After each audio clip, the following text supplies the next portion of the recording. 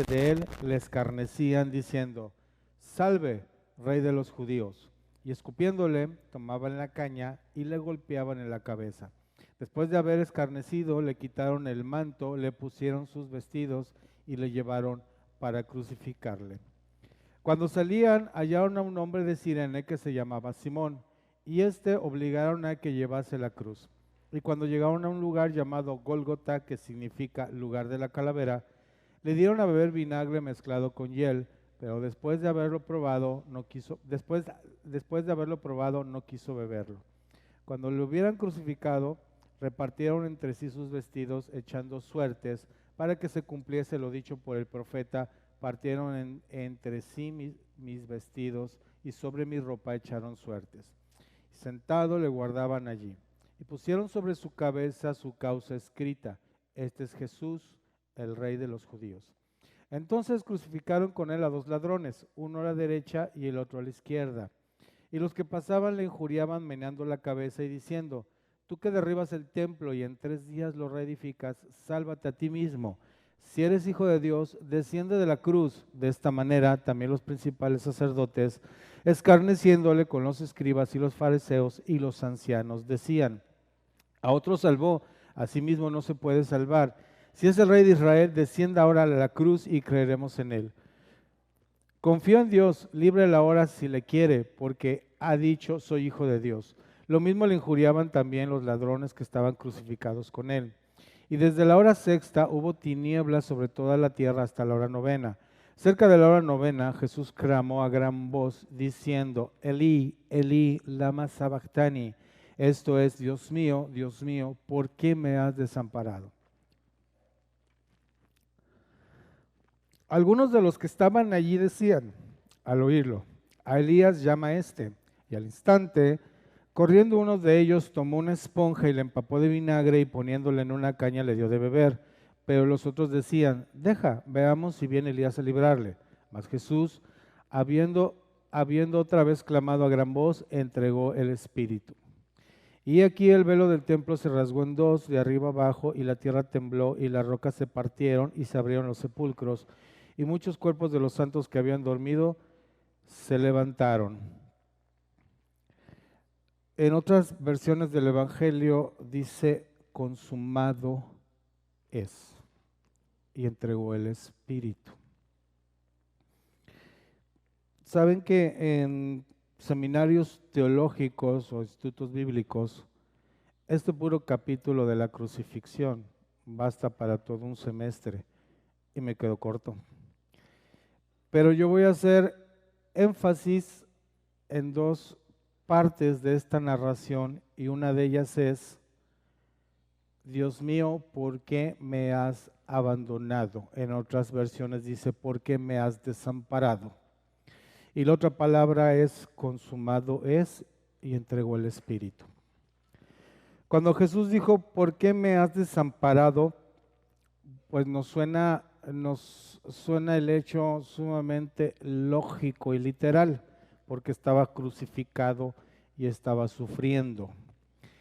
Pero esa palabra ¿por qué me has desamparado? Va más allá del sufrimiento que estaba padeciendo Cristo en la cruz en ese momento.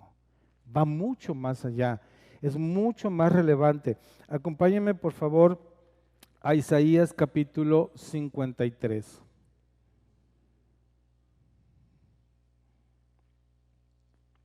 Isaías capítulo 53.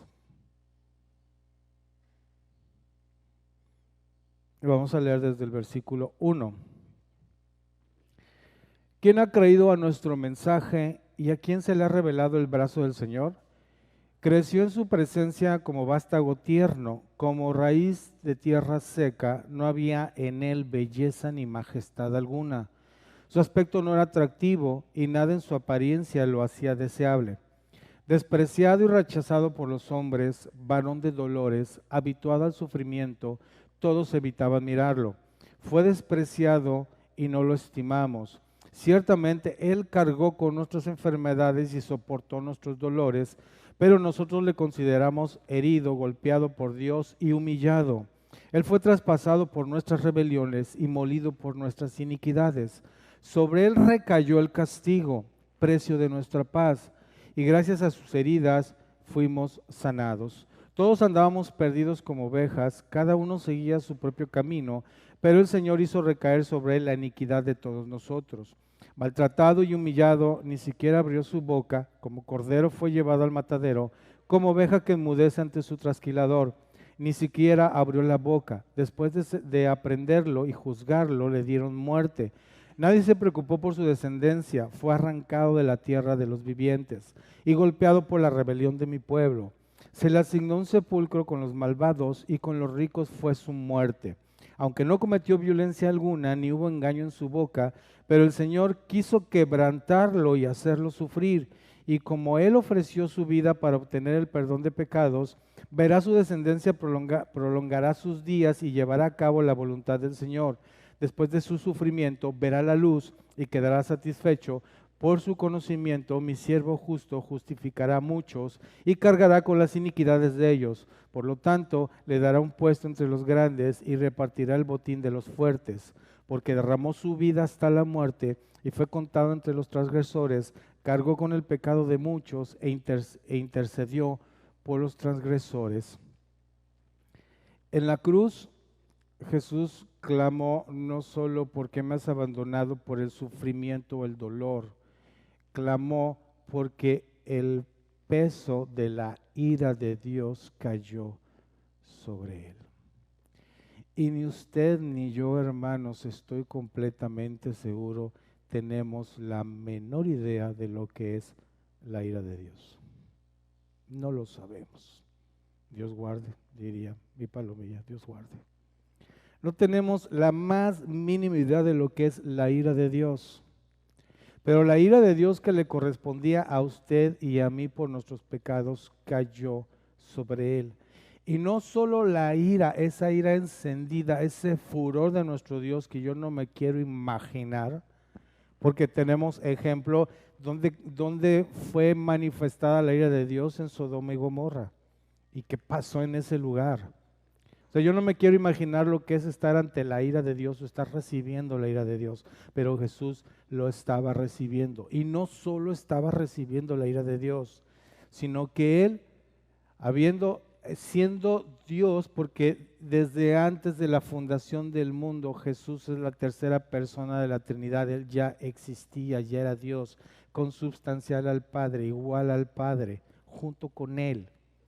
Entonces, imagínense, Cristo jamás había estado fuera de la presencia de Dios y en ese momento Dios Padre lo abandonó, el Espíritu Santo lo abandonó. Se sintió por primera vez solo. ¿Y ustedes saben lo que significa la ausencia de Dios? Es el infierno. El castigo del pecado es la muerte espiritual. ¿Y qué es la muerte espiritual? Estar fuera de Dios. O sea, imagínense para Jesucristo, hombre, haber estado en comunión plena con el Padre y el Espíritu Santo todo el tiempo en que se manifestó como un ser humano en esta tierra y de repente estar alejado de su Padre y del Espíritu Santo. Es el infierno mismo. Usted y yo tampoco tenemos idea de lo que es el infierno, porque lo imaginamos o lo percibimos por una iconografía de fuego y demonios y animales espantosos atormentándote y cosas así. Déjenme decirle algo, difícilmente el infierno va a ser así. Pero va a ser peor. Porque una vez estando en el infierno, sabiéndose destituido de la presencia de Dios y abandonado, el sufrimiento será espantoso. Aunque no estés atormentado en una llama, aunque un animal espantoso no te esté mordiendo, que es lo que creemos que es el infierno, aunque no sucedan esas cosas, el puro hecho de saberte por una eternidad separado de Dios, sin esperanza, es el infierno. No sé cuál es el sentimiento más profundo, más matizado que usted ha padecido, un sentimiento adverso, un sentimiento que le han dado ganas de decir, quiero morirme. No sé si usted lo ha vivido, yo sí lo he vivido, un momento de decir, quiero morirme. Yo no quiero vivir, no quiero sentir esto ya. Es demasiado fuerte, demasiado profundo, demasiado insoportable. Pues eso no es nada. Nada comparado con una eternidad sabiéndote separado de la presencia de Dios. Y eso fue lo que Cristo padeció. Saberse en ese momento fuera de la presencia de su Padre. Y a eso súmale la ira de Dios descargada sobre él. Eso fue lo que padeció nuestro Redentor. Eso fue lo que padeció. Sin embargo, para nosotros, hermanos, hay otra esperanza gracias a él. Acompáñenme, por favor, a Primera de Tesalonicenses, capítulo 1.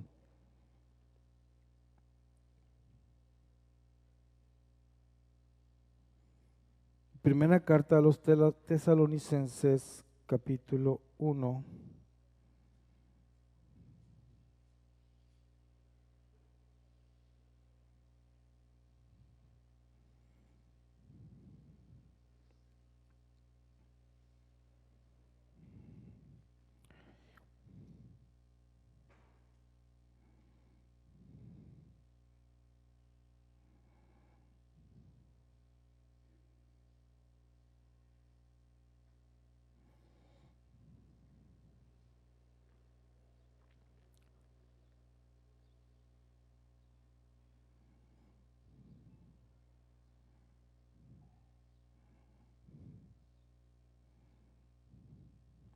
Disculpen, es que no traía la cita y no la traigo y me hace falta mi dedo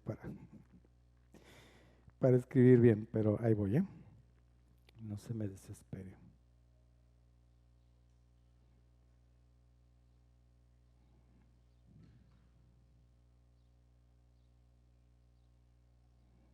Ahora sí, ahí está. Vamos a leer desde el versículo 1, o vamos a leer, déjame ver.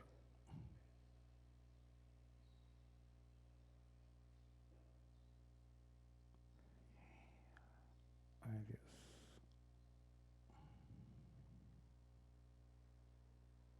Es que les iba a decir Primera de Tesalonicenses 1:16, pero creo que no tiene ni 16.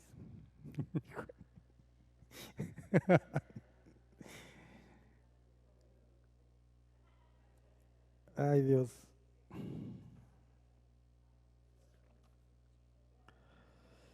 Acompáñenme a Romanos 5, voy a sacar mi plan B. Romanos 5. Romanos 5. Esto es un complot.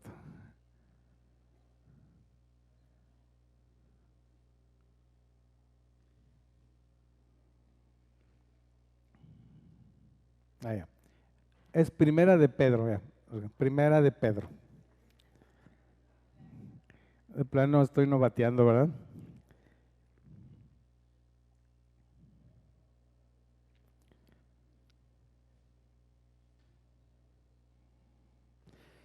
Ahora sí, Primera de Pedro, vamos a leer desde el 16. Pues está escrito, sean santos porque yo soy santo.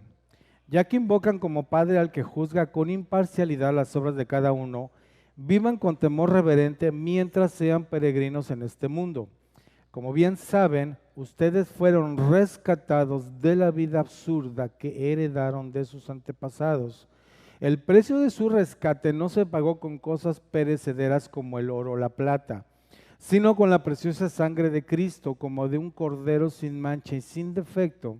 Cristo, a quien Dios escogió antes de la creación del mundo, se ha manifestado en estos últimos tiempos en beneficio de ustedes. Por medio de Él, ustedes creen en Dios, que lo resucitó y glorificó, de modo que su fe y su esperanza están puestas en Dios. Ahora que se han purificado, obedeciendo a la verdad y teniendo un amor sincero por sus hermanos, ámense de todo corazón los unos a los otros. Pues ustedes han nacido de nuevo, no de simiente perecedera, sino de una simiente imperecedera, mediante la palabra de Dios que vive y permanece. Porque todo mortal es como la hierba y toda gloria como la flor del campo. La hierba se seca, la flor cae, pero la palabra del Señor permanece para siempre. Y esta es la palabra del Evangelio que se le ha anunciado a ustedes. Él pagó el precio de nuestros pecados. Él llevó nuestro castigo. Él nos ha librado de la ira de Dios. Ahora sí vamos a Romanos capítulo 5.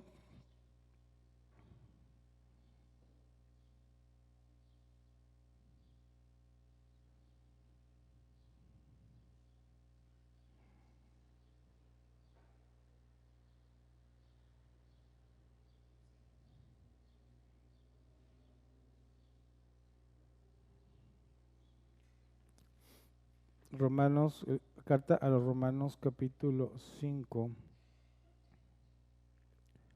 Vamos a leer desde el versículo 9. Y ahora que hemos sido justificados por su sangre, con cuánta más razón, por medio de él, seremos salvados del castigo de Dios. Porque si cuando éramos enemigos de Dios fuimos reconciliados con él mediante la muerte de su Hijo, cuánta más razón habiendo sido reconciliados, seremos salvados por su vida. Y no solo esto, sino que también nos regocijamos en Dios por nuestro Señor Jesucristo, pues gracias a Él hemos recibido la reconciliación. Esa ira de Dios, ese castigo por nuestro pecado, fue llevado en la cruz por Cristo. Entonces, cuando llevemos presente hoy, mañana, todo el año y todo el resto de nuestra vida, el precio que Cristo pagó para nosotros, para no pisotearlo, para no vejarlo, para no despreciarlo. Porque esto es muy duro, hermanos. O sea, vivimos sumergidos en una cultura de cristianismo tradicional, llámese católica, protestante, evangélica, ortodoxa o la que usted quiera. Estamos sumidos en esa cultura latinoamericana, de tal manera que esto se convierte en una tradición, se convierte en un concepto, se convierte en cultura general, en todo menos en la conciencia plena de lo que Cristo hizo por mí. Y eso es para mantenernos de rodillas en gratitud permanentemente, de decir: tú llevaste mi pecado, llevaste la ira de Dios que me correspondía a mí y viviste la soledad de estar separado de Dios por mí. Hay que llevarse esto en el corazón. Olvídese de mis palabras, olvídese de mi rostro, olvídese de este lugar, olvídese de esta mañana, pero no se olvide el significado de Dios mío, ¿por qué me has desamparado? Para que lo tenga hecho carne en su corazón, para que sea una palabra permanente en su vida, en cada día de su vida, usted sepa lo que Él hizo y para que pueda actuar en consecuencia con ese sacrificio y su fe. Ahora acompáñenme, por favor, a Juan capítulo 12.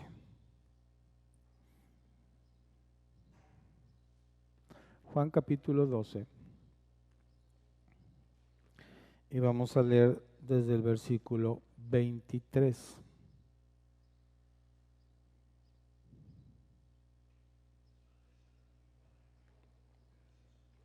El Evangelio de Juan capítulo 12, versículo 23. Ha llegado la hora de que el Hijo del Hombre sea glorificado, afirmó Jesús.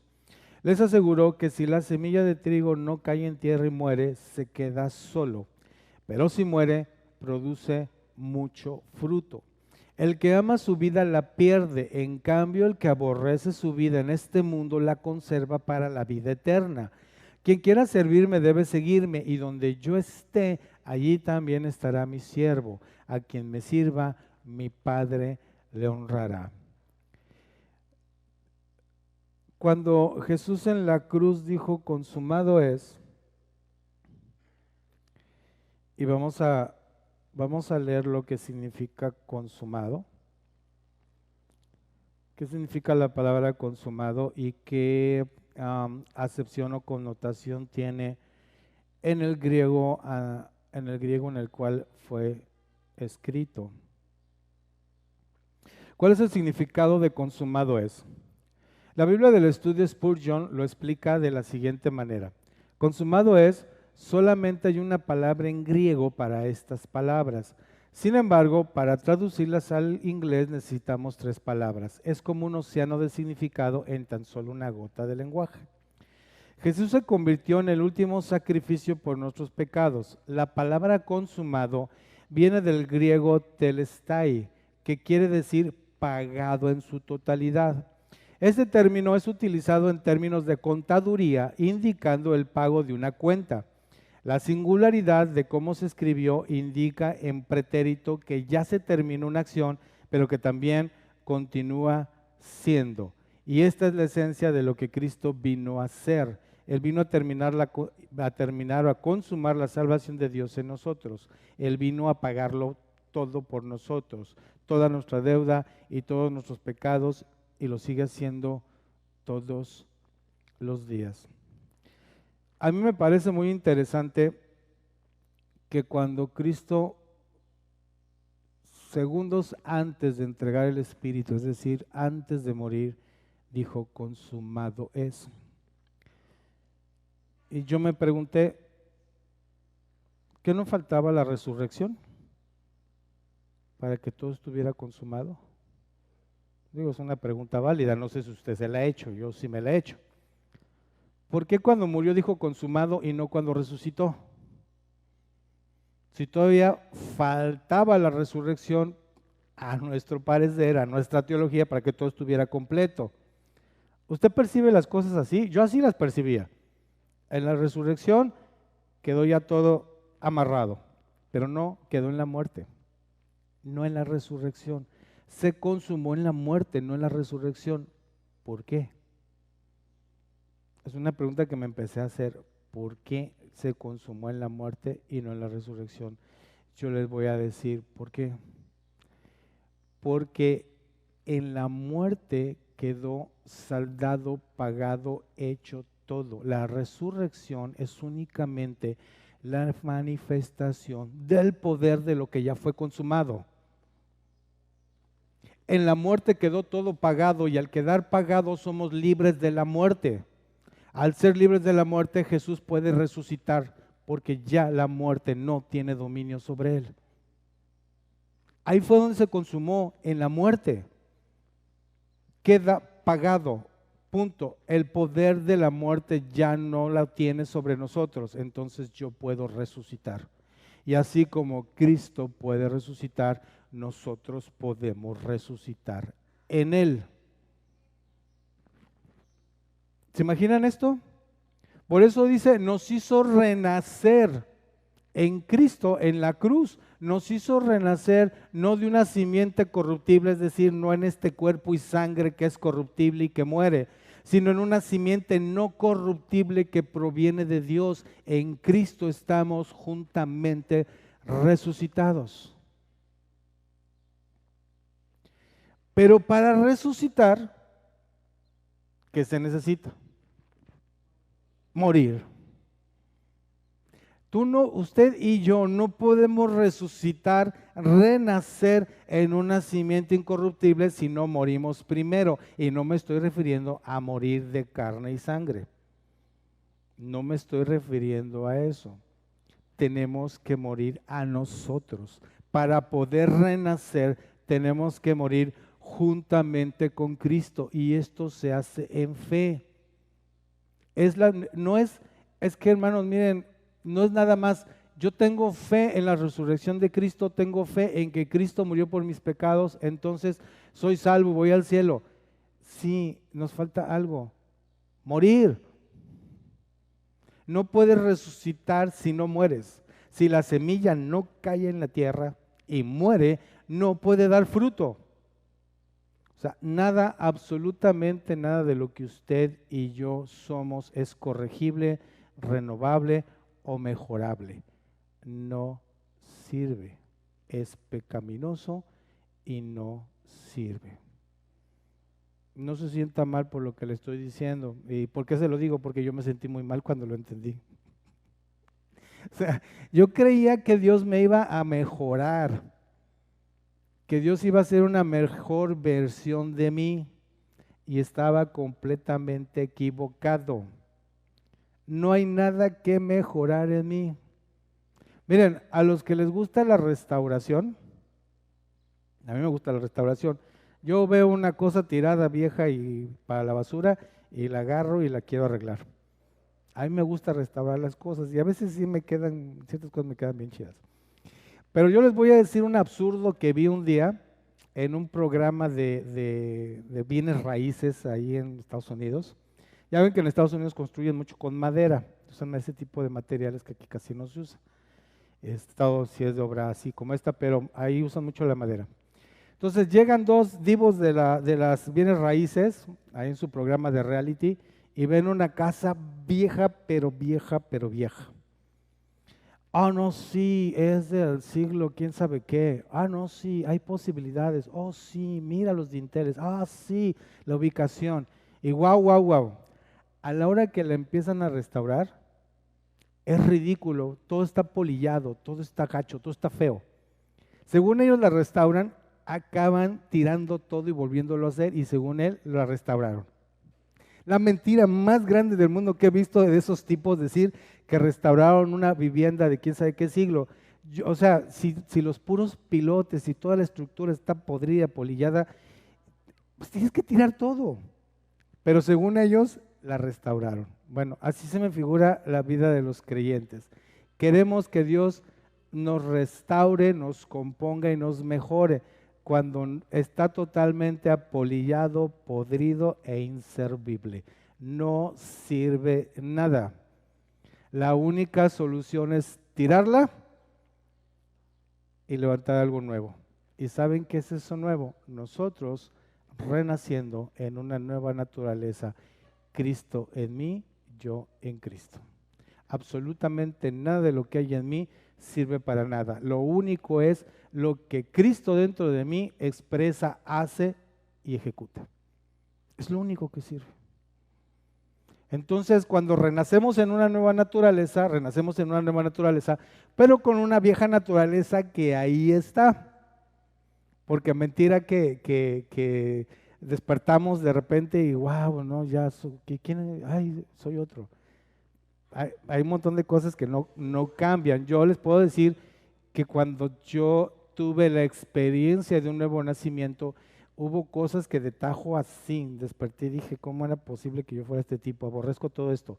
Pero hubo muchas otras que ahí estaban y algunas que siguen ahí, aquí. Y tengo que entender que cada una de esas cosas que están en mí, que son de mí, tienen que clavarse en la cruz, tienen que morir. Si no muere, no puede llevar fruto, no puede nacer de nuevo, no puede nacer nada que no muera primero. Esa es la semilla. Entonces, el consumado es, hermanos, ya está hecho. ¿Han escuchado la frase esa de lo mejor está por venir? Lo mejor ya vino, que es Cristo. Y cuando Él vino y dijo consumado es todo, absolutamente ya está todo. Es una verdad presente, no una verdad a futuro o una verdad pasada. Es presente. En Él todas las cosas son sí y amén, por su buena voluntad. En Cristo estoy completo, en Cristo tengo la vida eterna, en Cristo tengo la plenitud, en Cristo tengo la sabiduría. No la voy a tener, la tengo. La tengo porque está aquí la vida de Cristo en mí, pero me corresponde a mí que la vida de Cristo viva en mí y no mi propia vida. El que ama su vida la perderá. Si usted ama lo que es, ama lo que quiere, ama lo que pretende más que a Cristo, su vida se va a perder. Perdóneme que se lo diga. Y no estoy hablando de sus proyectos de vida, no estoy hablando que si va a estudiar una licenciatura y se va a ir a hacer un posgrado a Bélgica, eso está muy bien, eso está muy bien, o cualquiera que sea su proyecto de vida está muy bien, tampoco estoy diciendo que no. Lo que estoy diciendo es que los anhelos del corazón del hombre son egoístas. Lo único que vale la pena es el propósito de Dios y nosotros en Él cumpliendo ese propósito. Entonces, si la semilla no muere, ¿qué pasa? Si no cae al suelo y muere, ¿qué pasa? No puede dar fruto. No puede dar fruto. Acompáñenme, por favor, a Filipenses capítulo 2.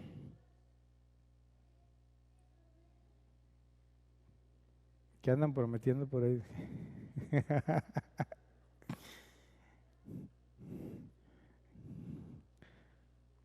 Filipenses 2. Entonces estamos en Filipenses 2, capítulo 1.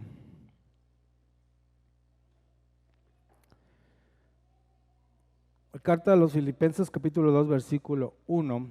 Por tanto, si sienten algún estímulo en su unión con Cristo, algún consuelo en su amor, algún compañerismo en el Espíritu, algún afecto entrañable, llénenme de alegría teniendo un mismo parecer, un mismo amor, unidos en alma y pensamiento. No hagan nada por egoísmo o vanidad, más bien con humildad consideren a los demás como superiores a ustedes mismos. Cada uno debe velar no solo por sus propios intereses, sino también por los intereses de los demás. La actitud de ustedes debe ser como la de Cristo Jesús, quien siendo por naturaleza Dios, no consideró el ser igual a Dios como algo a que aferrarse. Por el contrario, se rebajó voluntariamente tomando la naturaleza de siervo y haciéndose semejante a los seres humanos. Y al manifestarse como hombre, se humilló a sí mismo y se hizo obediente hasta la muerte y muerte de cruz. Por eso Dios lo exaltó hasta lo sumo y le otorgó el nombre que está sobre todo nombre, para que ante el nombre de Jesús se doble toda rodilla en el cielo y en la tierra y debajo de la tierra, y toda lengua confiese que Jesucristo es el Señor para gloria de Dios Padre. Así que mis queridos hermanos, como han obedecido siempre, no solo en mi presencia, sino mucho más ahora en mi ausencia, lleven a cabo su salvación con temor y temblor, pues Dios es el que produce en ustedes tanto el querer como el hacer para que se cumpla su buena voluntad. No es que cierre este capítulo, porque no cierra ahí, pero si podemos en un orden de ideas decir que está cerrando algo aquí, sí lo está cerrando, porque dice que Dios produce en nosotros tanto el querer como el hacer por su buena voluntad. Pero ¿cuándo produce eso? Porque dice que Jesús no estimó ser igual a Dios como cosa a que aferrarse, sino que se hizo obediente y obediente hasta muerte de cruz. Entonces, si Jesús siendo Dios no estimó el ser igual a Dios y fue obediente para morir en la cruz, como que ¿quién es usted y quién soy yo para estimarme a mí mismo por encima de la cruz? ¿Quién? ¿Quiénes somos? ¿Qué